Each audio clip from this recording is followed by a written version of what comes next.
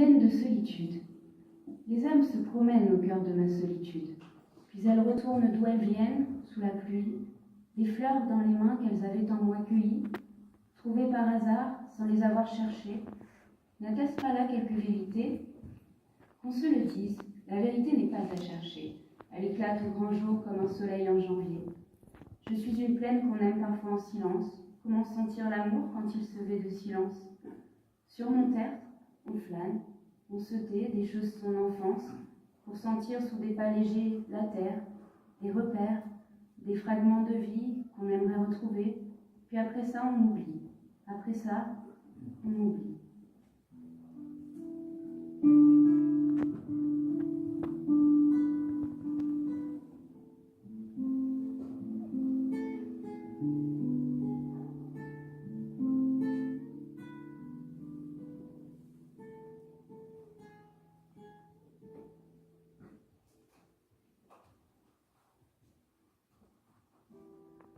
J'étais seule, je voyageais à pied dans ces montagnes. Je m'arrêtais dans un chalet et j'y passais 3 jours dans une famille de bergers. J'aurais voulu y passer 3 ans. Plus je montais, plus je voyais Dieu. La nature est surtout pour moi un temple dont le sanctuaire a besoin de silence et de solitude.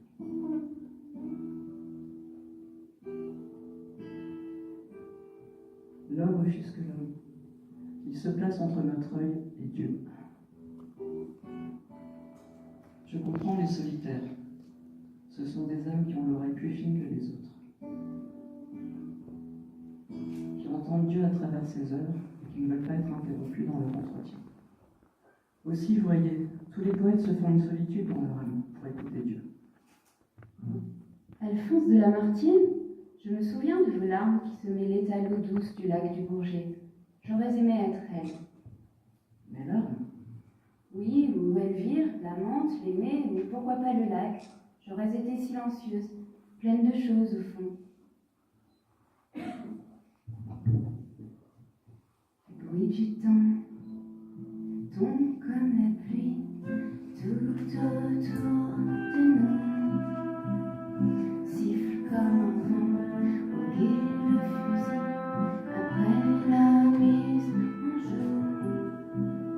Lac du Bourget, je vous attends encore, colline de Tresserre, vous m'attendez encore, cœur bouche fermée, au vent les yeux d'or, les eaux sont en verre, dans le miroir nos âmes, l'oiseau s'abreuve, fragile quintessence, noyez les l'âme, votre épitra s'enlève, et nos espérances.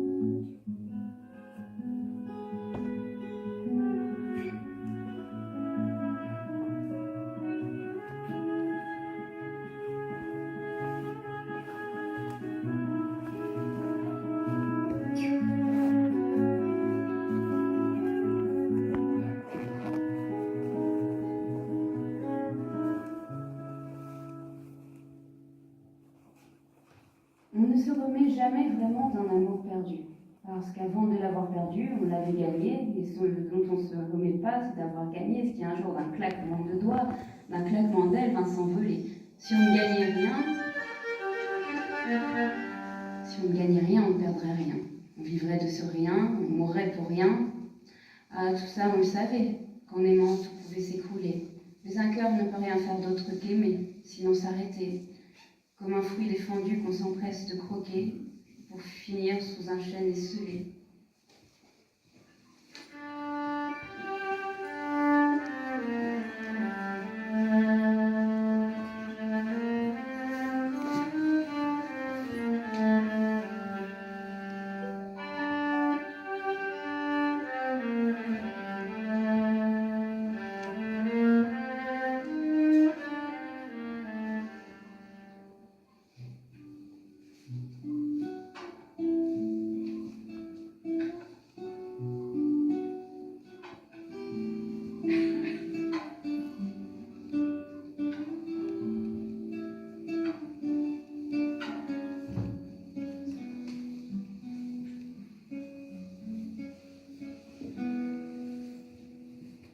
Je me souviens d'un promeneur qui ne jurait que par ma nature. Sa grandeur d'âme fit pencher mes arbres dans tous les sens. Il m'aimait à tel point que je pouvais le sentir. J'ai même cru à notre ressemblance. Je pensais que rien ne pouvait détourner cet amour, qu'il était empreint d'éternité, d'absolu. J'allais tirer le rideau des plus beaux jours pour qu'il se réjouisse au lever de la vue. Je pensais que l'amour nous rendrait le temps, celui que nous avions l'un sans l'autre perdu, que l'on publierait les bancs, que l'on se mettrait à nu. Je lui avais tout donné, des pivoines au printemps jusqu'au chardon bleu l'été, de la flaveur des choses à la beauté des roses. Hélas, jamais rien ne suffit. La suffisance est un regard que l'on devra porter sur la vie. Son amour n'était que de passage, comme lui, cet hébergé du temps et de la terre. Ce passager insurgé de matière, enclosé dans un paysage.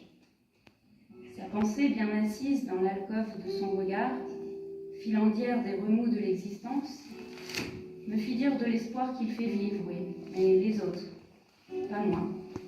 Je retiens les chevaux qui s'épuisent dans l'absence. J'aiguise les lames de fond, promène le goût de l'inachevé, aspire à ce qu'il y a de plus profond que je vois dans la nuit s'illuminer. Et sous l'envol de la gorge bleue à miroir, je conteste qu'il faille aimer celui qui nous condamne à l'espoir. Il n'y a rien à espérer quand on est vraiment aimé, parce que tout est là. Il n'y a plus qu'à vivre sans que cela ne soit un choix. Le promeneur s'est décroché de ma toile de nature, dérobé par la promesse d'un nouveau monde, omettant sa propre nature, fluant dans les heures infécondes d'un soi-disant progrès, d'un soi-disant futur, sans doute la peur de l'authenticité qui le ramènerait à ce qu'il est, à ce qu'il pourrait être, sans trop se regarder, la peur d'ouvrir une fenêtre sur la vérité, d'entendre l'oiseau. Au printemps, l'oiseau naît et chante, n'avez-vous pas, oui, sa voix, elle est pure, simple et touchante, la voix de l'oiseau dans les bois. L'été, l'oiseau cherche l'oiselle, il aime mais n'aime qu'une fois, qu'il est doux, paisible et fidèle, le nid de l'oiseau dans les bois. Dans les bois,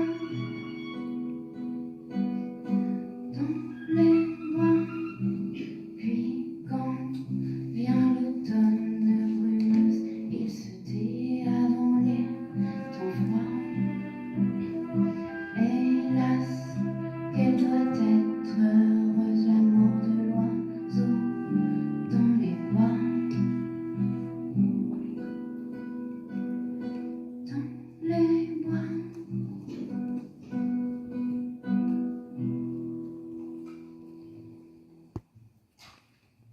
Oui, c'est mon texte. Gérard, de bien paru. C'est bien moi, pourquoi l'avoir bien dit? Un oiseau, ça chante. Il n'y a pas d'hiver dans ce poème. On le devine sans l'atteindre, comme un point, une mise à terme. Il est ce qui ne devrait pas vous rattraper quand vous tentez de mettre vos peines de côté. Au passage de vos phrases, aussi belles soient-elles, l'hiver m'a manqué. Je ne me verrai pas, moi, sans son or blanc à mon oreille. Et même quand la neige ne tombe pas, je sais m'habiller, je suis pleine de joie. Il y a des couleurs qui, dans l'année, ne luisent qu'une fois. Des renards qui chercheront à faire leur loi, des gens qui me marchent dessus, mais je sais par les dieux que justice me sera rendue. Des gens qui me chercheront ailleurs, trouveront plus belle, plus grande, pourtant je n'ai pas peur. Moi je suis éternelle, et toi, l'homme célicole qui enfante, tu peux bien mettre au feu à ma charpente. Je demeurerai digne, impassible, je demeurerai comme l'amour impossible entre la nature et l'homme.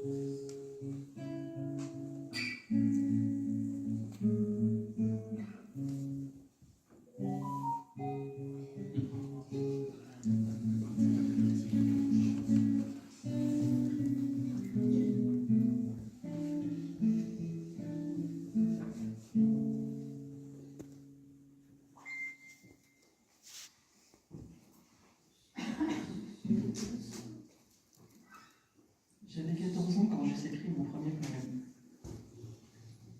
Charles Baudelaire, relisez-moi Le porteur de lumière. L'on me nomme univers et on me dit obscur, mais qui vient vers moi rencontre mes étoiles, mais qui m'envoie ses yeux quand mon bis se dévoile, connaîtra du passé les rêves du futur. Je sais la terre une île infantile et enceinte, guettant à l'horizon un soleil différent, car étant l'univers, je suis aussi parent, et je sais mon désir de se retrouver sainte. Les doux hiboux nagent vaguement dans l'air, tout embaumés de mystère et de prière. Parfois un flot qui saute, lance un éclair.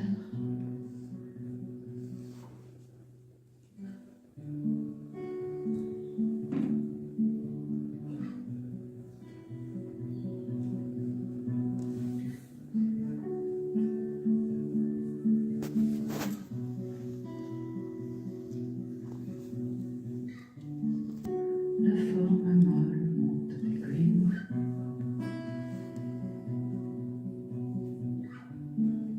comme un amour encore mal défini, le brouillard qui s'essore des ravines semble un effort vers quelque but réuni.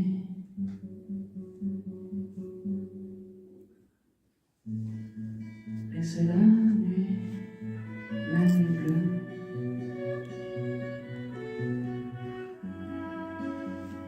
au mille étoiles.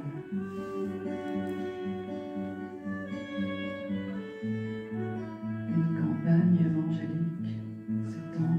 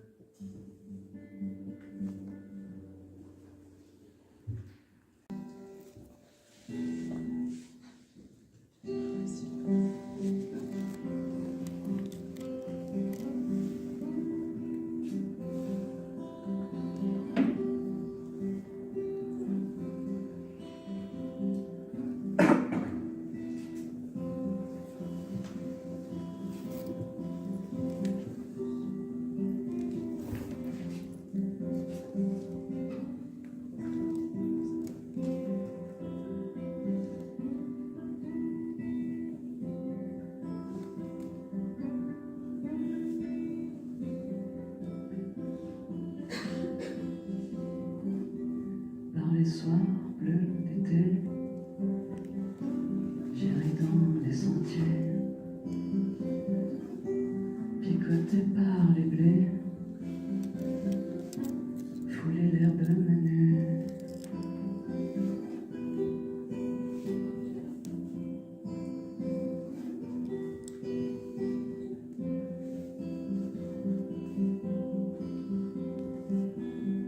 Rêveur, rêveur, j'en sentirai la fraîcheur à mes pieds, je laisserai le vent baigner ma tête nue. Je ne parlerai pas, je ne penserai rien, je ne parlerai pas. Je ne penserai rien.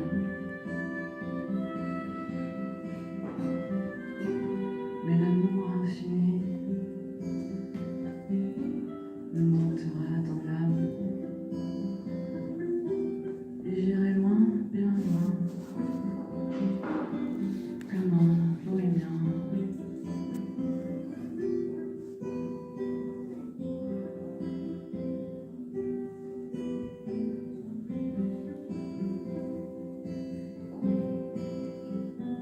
Par la nature heureux, comme avec une femme. Par la nature heureux, comme avec une femme. Je ne parlerai pas, je ne penserai rien. Je ne parlerai pas. Je ne penserai rien. Je ne parlerai pas. Je ne penserai rien. Je ne parlerai pas. Je ne penserai rien. Je ne parlerai pas. Je ne parlerai pas. Je ne parlerai pas. Je ne penserai rien. Je ne penserai rien. Je ne penserai rien.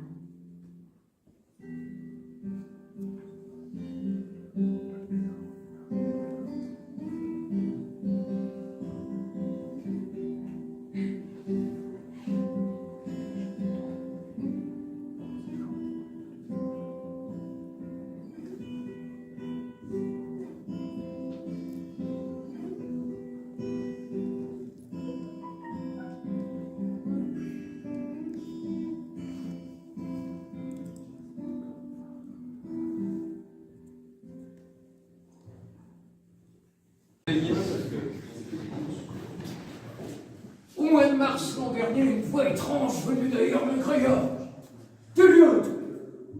Oui, je suis rien. Et alors, qu'est-ce que ça peut te foutre à toi, le martien? Tu sais que c'est très dur d'être en rien sur la terre. Tous les terriens veulent être quelqu'un, soit président, soit ministre, soit maire, soit citoyen. Ils s'inventent des cartes, des numéros, des billets. Tout ça pour être ni plus ni moins que moi. Que moi qui ne suis. Ah, si tous les terriens voulaient avoir l'air de nous, on serait peut-être bien sur la terre. On dit toujours c'est avec des terriens qu'on peut être heureux. Et si tous les terriens, pourquoi est-ce qu'ils iraient se taper sur la gueule pour rien? Ça ne vaudrait pas le coup, alors il n'y aurait plus de guerre. Mais avant que les terriens ne soient rien, il faudra bien du changement. Parce que l'autre jour, je rentre un type blond comme moi, les yeux bleus comme moi, j'ai dit « Hé, terrien, toi !» Il me fait la gueule. Je dis « Mais terrien, toi, t'es comme moi, terrien !» Il me dit « Je suis d'une race supérieure à la tienne. » Je dis « Mais que suis différencié entre toi et moi, en plus on se ressemble. » Il me dit « Je suis de la race des seigneurs. Je suis arien. » Oh là là, t'es vraiment un bon arien que j'ai fait.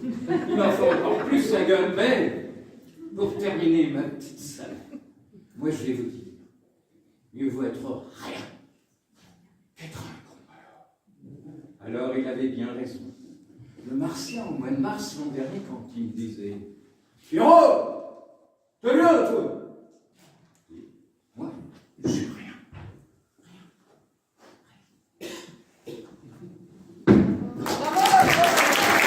Donc, j'avais prévu un poème de 18 minutes, mais donc j'ai changé mon poème d'épaule. Et là, je suis un peu de brûler mes cartons. Vous m'entendez, ça va? Vous m'entendez? Ouais. En fait, je vais faire son micro. Alors. Oui, ça marche très bien. Là, ça n'est pas très gros.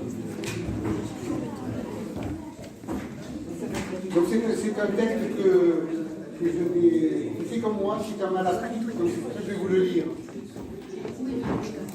Ce pont trop loin. Il faut bien une raison pour écrire. Un amour, un amour, un sourire. Il faut bien une chanson pour tout dire. Un tout doux, un corps, un soupir. Le silence s'invite au rayon de nos lunes. Et ce bruit en absence avale les éclats, les brûlantes pépites qui claquent sous la dune. Mais nos désirs résistent.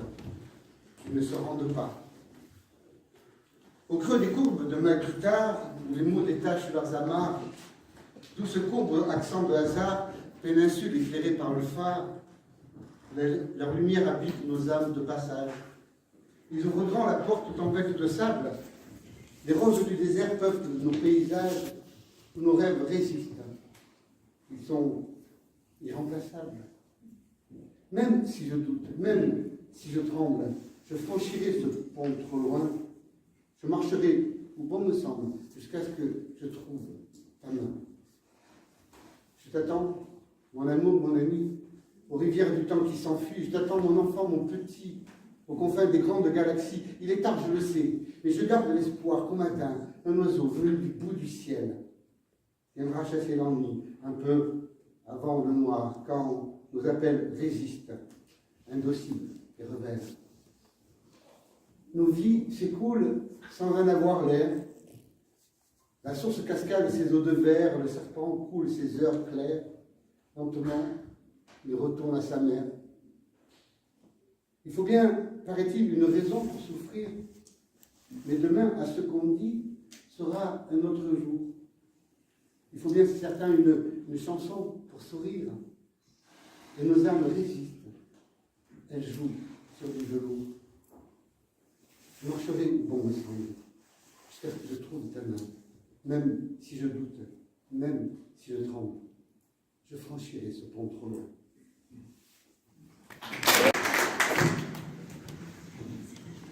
Alors, j'ai préparé 4 chansons aujourd'hui. Ensuite, la deuxième. Je vais vous interpréter Ständchen de Franz Schubert. C'est le sérénade. Ça vient du cycle de chansons Le chant du cygne, Schwangengesang. Le poète s'appelle Ludwig Hellstein. J'ai essayé. Déjà, présentation, pas évident, on va voir comment ça chante. Alors, si je trompe les paroles, vous mettez.